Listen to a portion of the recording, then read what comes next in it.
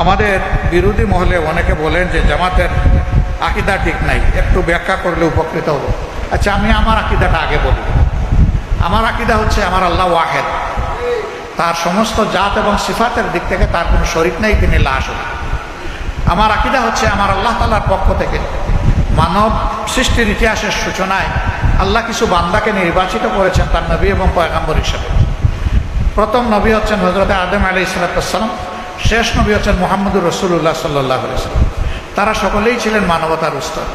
আমার আকীদা হচ্ছে এই সমস্ত নবী পয়গাম্বরগণ সরাসরি আল্লাহর ওহী দ্বারা নিয়ন্ত্রিত এবং পরিচালিত ছিলেন।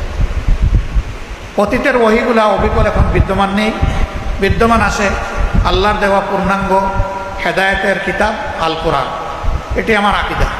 আমার আকীদা হচ্ছে যে আল্লাহ তাআলার আনুগত্যের সর্বোত্তম নমুনা হচ্ছেন মুহাম্মদুর রাসূলুল্লাহ সাল্লাল্লাহু আলাইহি ওয়াসাল্লাম। আমার আকীদা হচ্ছে মহান আল্লাহ তাআলা এবং তার হাবিবের আনুগত্যের সর্বোত্তম নমুনা হচ্ছেন সাহাবায়ে কেরাম রিদওয়ানুল্লাহি তাআলা আলাইহিম আজমাইন। ভাই, আমার আকীদায় দোষ থাকলে চিঠি লিখে একটু আমারে জানিয়ে দিন। আমার জানা মতো আমাদের সহকর্মীদের আকীদা এটাই।